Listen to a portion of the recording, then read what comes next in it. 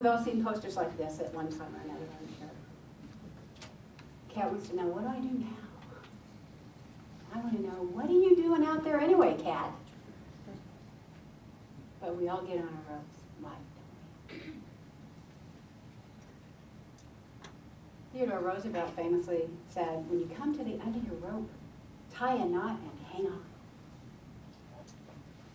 But we all have to get out. We've come to the time in Lent that we're recognizing our preparation internally and metaphysically for rebirth, resurrection, new life. But as closeness to the time of trial and the time of cross for Jesus and the story of his life reminds us there has to be death, challenge, and difficulty before we can have that rebirth and that resurrection.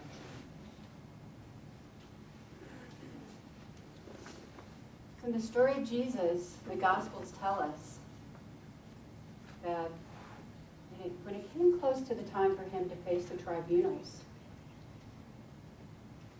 he went to the Garden of Gethsemane, and there he prayed, Father, Source, Providence, Great Spirit, if this cup can pass from me, if this rope can be taken away, let it be.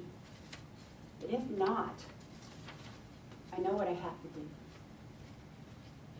Have any of you ever seen The Last Temptation of Christ?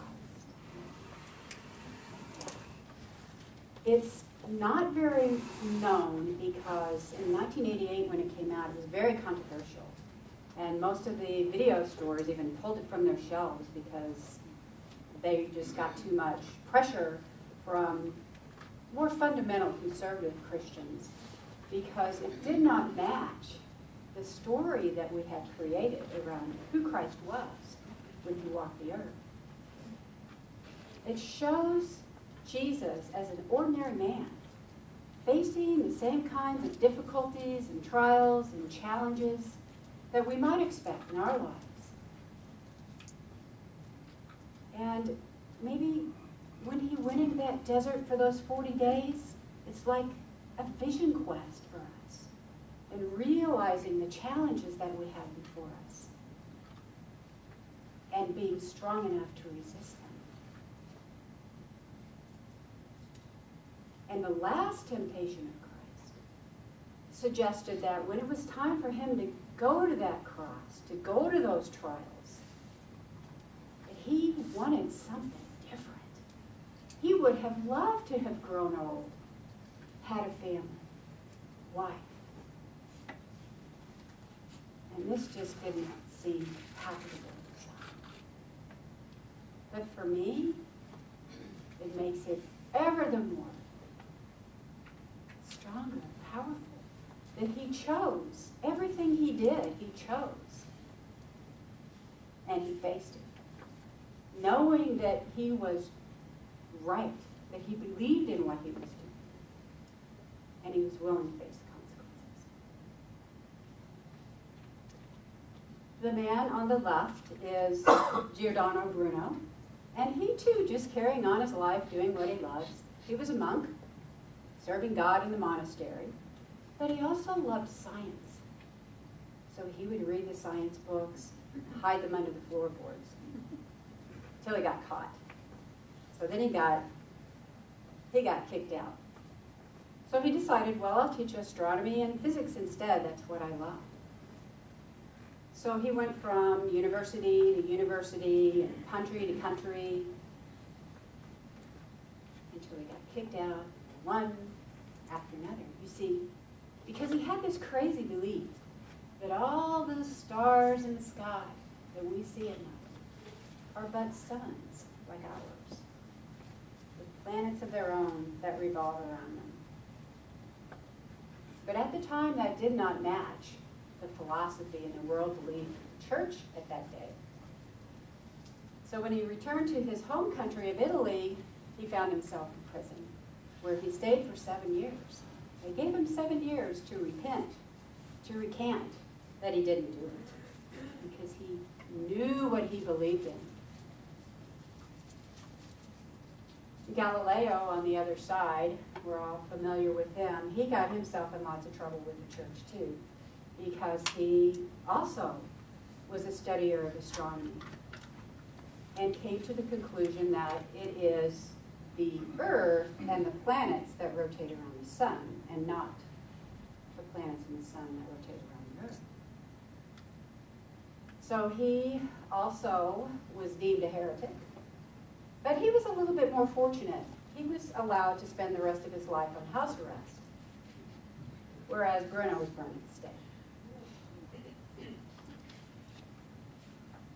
Ordinary people doing extraordinary things, having no idea when they swung out on their rope where they were going to land, did they? And I have more examples. Lots of stories for you today. Martin Luther King. Doing what he loved, an ordinary guy. Loved the Word of God. Chose it for a career. And as a young preacher in a brand new town in Montgomery, Alabama, something happened that changed the course of his life. Rosa Parks, tired, sitting on that bus seat, was asked to stand up, and she said, "I am not going to stand up. I am tired. I am physically tired, and I am tired of being mistreated. I am tired of being discriminated against." And she was speaking not only for herself, but for all the blacks in the South, for the abuse, the discrimination, the being regarded as less than human, and they weren't going to take it anymore. And she stood by that feeling. But it put Martin in a really tough situation, because he had to decide, am I going to stay here and be a part of this? Or am I going to hightail it out of here? And there's a very famous recollection that he gave at the night where he stayed up all night at the table, his coffee growing cold, looking over at his wife and baby in the bed, praying all night long. What should I do? Praying and searching his soul, until he said he heard an audible voice say to him, "I am with you. You are not alone." And he knew. He knew what he had to do. And thank goodness for it, because of Martin Luther King, the civil rights movement was much more peaceful than it surely would have been without him. And Gandhi. Gandhi was the most Christ person that walked the face of this earth outside of Jesus. He had studied all of the different sacred scriptures, just like Charles and Myrtle did. Surveyed them all and decided, it's the Christ message that makes the most sense to me. The evolution of the soul is demonstrated by Christ's life. The way that he taught us in the Beatitudes to teach, to live with one another, to be in this world, with love and compassion. That's the message for me. But sadly, for the Christian church, when it came time for Gandhi to choose which religion to subscribe to, he was seeing the same kind of discrimination coming from the church. He being a victim of it and witnessing it, the treatment of other people as well. And there's one other little thing he just couldn't quite accept about the Christian doctrine. And that is the proclamation that it's the only way to enlighten. So he remained And yet he taught the Christian message. He lived the Christian lifestyle. And on his way to being a lawyer, he ended up leading his country to freedom. His country of 5 million people, peacefully.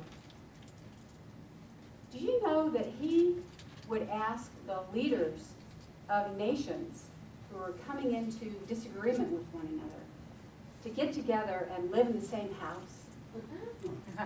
Show them this can be done. Very impressive. These two gentlemen, Arlen Williams and Lenny Putnam, carrying on their ordinary lives, one of them on his way to Florida for vacation, one of them on his way home from work, and during a snowstorm in Washington, D.C., a plane took off. Well, they decided not to de-ice again. That was a rope you don't want to get on. That's another story. So they ended up, pilots having to land on top of the ice, taking a few cars out along the way on the 14th Street Bridge, which my husband had just crossed over 20 minutes before.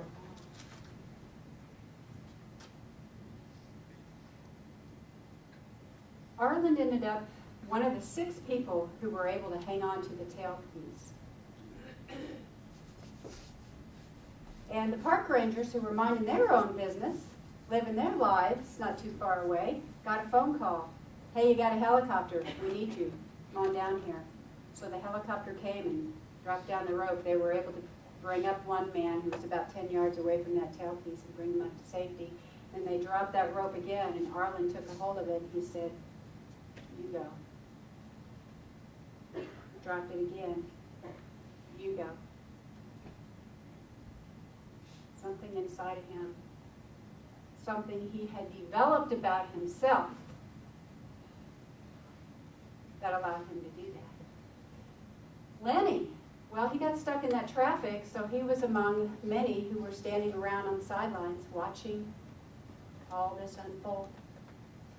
And one of the women who had tried to hang on to the rope couldn't hang on and let go, and she was trying wildly to swim across the water.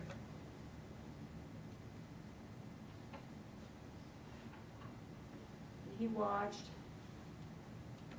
Something inside of him said, "This cannot happen. I cannot stand here and watch this happen." He knew that water was going to be cold. He knew he might not come out of that water, but he went in. And because he went in, crowd mentality, right? Nobody's going to go in. But if one person sometimes takes the lead, whether it's good or bad, others came in with him, and they were able to bring this woman in safety, and himself as well. And lastly, a more present-day hero, Antoinette Tuck. And if you haven't heard her name or seen her testimony, you might want to go out on YouTube and check it out. Because she was part of the school shooting that never happened. She wasn't even supposed to go into work that day. And she was covering for lunch front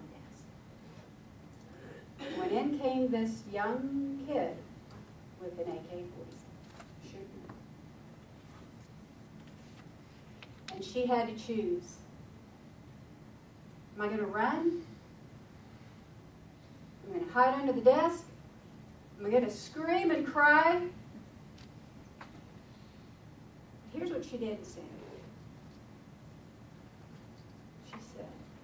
She looked at that boy and said, "Baby, you don't want to do this. I know you're hurting. I'm hurt too. I know you don't want to live, but we don't want this to happen. I didn't want to live last year. I tried to kill myself too. But look at me now. I didn't think it could get better, but look at me now. Things are better. Honey, I love you. I'll help you.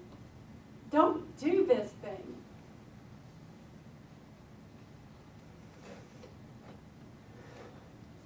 She talked him into laying that gun down and letting her call him. Something inside of her that she had nurtured, that she knew who she was. She knew what she had been through, and that the trials and the difficulties of her life could come into play and help somebody else. So it is with us. We may never end up in history books. We may never have to face something so traumatic. But we don't know in the course of a day.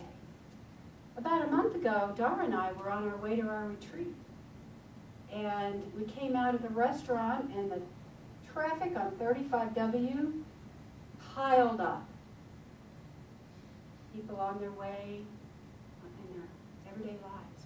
Who knows? Who's going to stand up? Who's going to reach out and help? Who's going to administer some first aid? Being ready, whatever it is, with our skills, with our spiritual strength. And then again, it can be just a very small thing. Being a hero in somebody's life by giving them a smile, by affirming who they are, by helping them shovel the snow if they're having trouble, whatever it is. It's knowing who we are and what we value to bring that.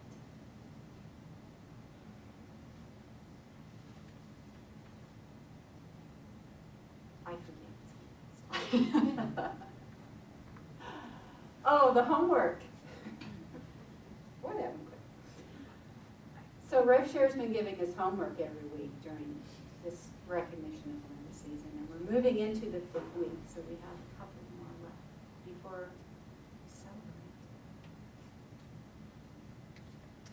So the homework for us, from me this week, is to incubate your eggs of power. Bring them to mind, warm them with heart, give them power.